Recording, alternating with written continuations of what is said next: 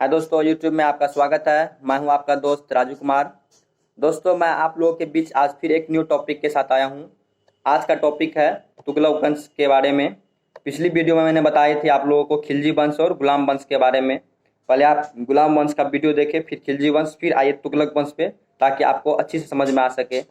अपने टॉपिक पर आने से पहले दोस्तों मैं आपको बता दूँ, अभी तक अगर आपने मेरे इस यूट्यूब चैनल को सब्सक्राइब नहीं किए हैं तो मेरे चैनल को सब्सक्राइब करें और बेल आइकन बटन को दबा दें, ताकि मेरे हर वीडियो का नोटिफिकेशन आप तक आसानी से पहुंच सके।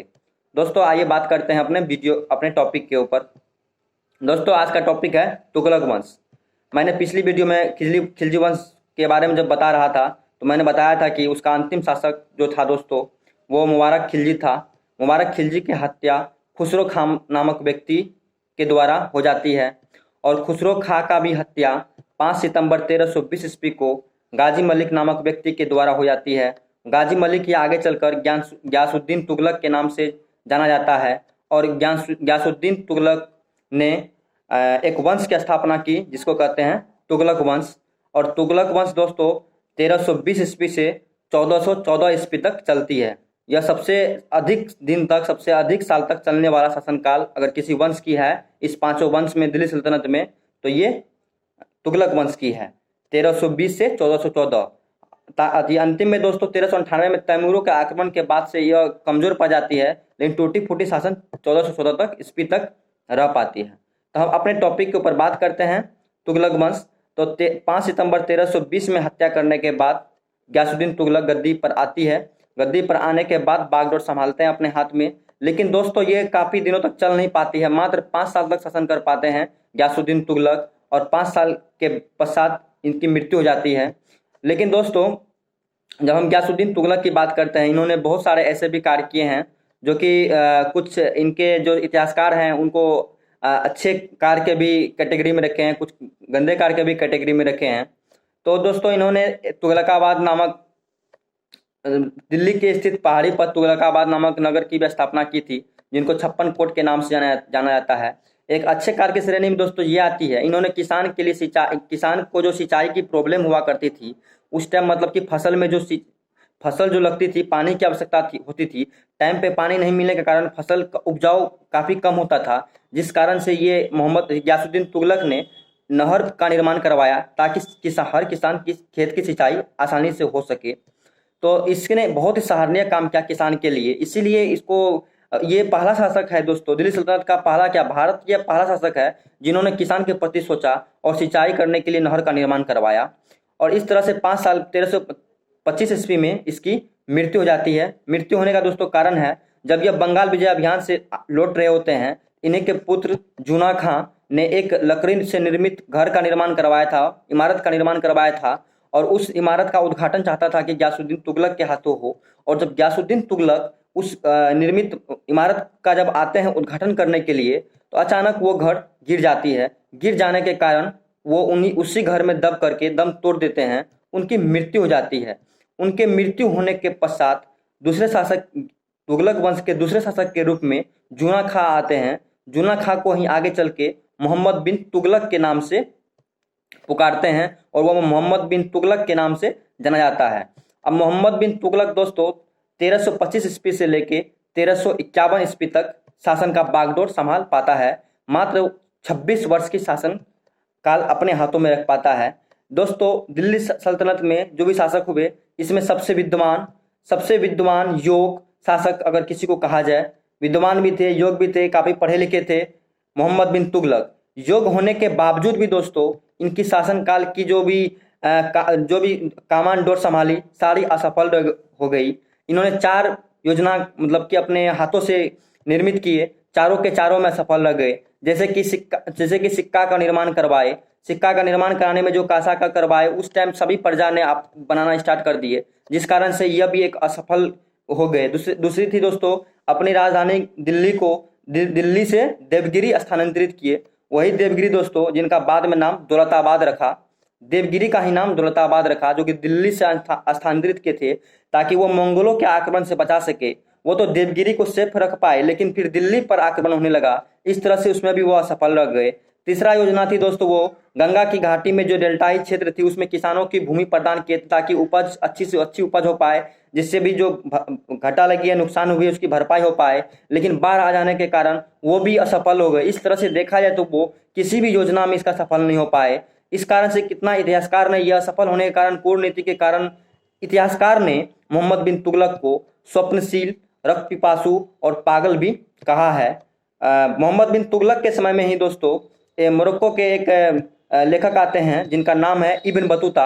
इब्न बतूता ही लेखक थे जिन्होंने रेहला नामक पुस्तक की रचना की थी। दोस्तों काफ़ी बार क्वेश्चन रिपीट हुई है कंपटीशन एग्जाम में कि रेहला नामक पुस्तक को किसने लिखी थी, तो वो लिखी थी इब्न बतूता। इब्न बतूता 1333 ईस्वी में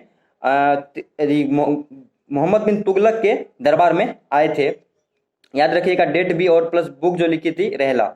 अगर दोस्तों आपको मोहम्मद बिन तुगलक के बारे में विस्तार से जानना हो तो आप रेहला नामक जो पुस्तक है उनमें पढ़िए। उनमें साम्राज्य के शासन के बारे में, शासनकाल के बारे में, कर के बारे में, सैन्य शक्ति के बारे में, आर्थिक, सामाजिक, राजनीतिक सभी के बारे में विस्तार से बताई गई हो।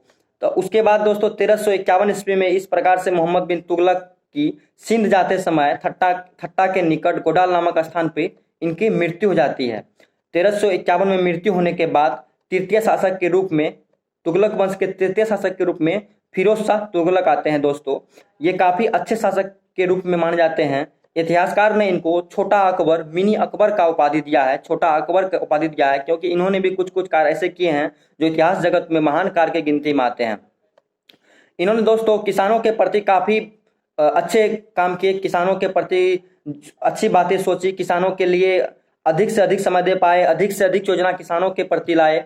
जैसे कि 5 बड़े बड़े नहरों का निर्माण करवाए ताकि किसानों को सिंचाई करने में कोई तरह की दिक्कत न हो पाए, पानी में कमी न हो पाए, फसल अच्छे से उपजा पाए।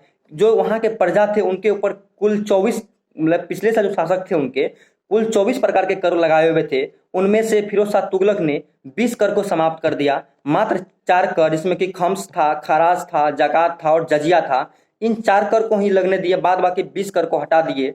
दोस्तों फिरोज शाह तुगलक पहला शासक था जिन्होंने ब्राह्मण जाति के ऊपर भी जजिया कर लगा दिया था, जो कि और शासक ने जजिया कर नहीं लगाए थे ब्राह्मणों के ऊपर। फिर इसके बाद 300 बड़े नगरों की भी, बड़े छोटे नगरों के भी स्थापना किए और 5 बड़े नहरों की स्थापना किए। और जो दोस्तों फिरोज शाह तुगलक जो भी उपज हुआ करता था, जो सिंचाई, जो मतलब कि अगर किसान को सिंचाई देता था तो उस टाइम वो टैक्स कलेक्ट करता था। टैक्स कलेक्ट में दोस्तों जो पिछले राजा थे उन्होंने काफ़ी मात्रा में लेते थे, लेकिन इन्होंने 1/10 किया। अगर किसान की उपज 10 है, 10 में से 1 भाग मुझे तो अपने शासक को दे और 9 भाग खुद रख ले। ये काफ़ी सराहनीय काम थी किसानों के प्रति। सिंचाई के मामले में मात्र 1 भाग लेना बहुत ही अच्छी नीति मानी जाती है, बहुत ही अच्छे शासक के रूप में वो माने जाते हैं। इसीलिए इतिहासकार ने उसको मिनी अकबर या छोटा अकबर की उपाधि दी है। अब दोस्तों बात करते हैं फिरोज शाह तुगलक की, तो वो भी अच्छे शासक के रूप में रह पाए 1351 ईस्वी से लेके 1388 ईस्वी तक। इस दरमियान में किसानों के लिए भी किए। और दोस्तों मुस्लिम महिलाओं जैसे कि विधवाओं, असहाय लड़की, अनाथ, इनके लिए दीवान एक खैरात नामक इमारत की स्थापना की। उसमें दान दिया करते थे। जो असहाय थे या मतलब कि किसी को सहारा नहीं था, उनको वहाँ पे सहायता प्रदान किया करते थे। ये दोस्तों देखा जाए तो बहुत ही सराहनीय काम है फिरोज शाह तुगलक का, क्योंकि और सब शासक हुए जैसे असहाय लड़की के लिए, विधवाओं के लिए, महिलाओं के लिए, इन सब के प्रति कुछ नहीं सोचा करते थे। इन्होंने दीवान खैरात की स्थापना कर दी ताकि उन लोगों का मदद हो सके।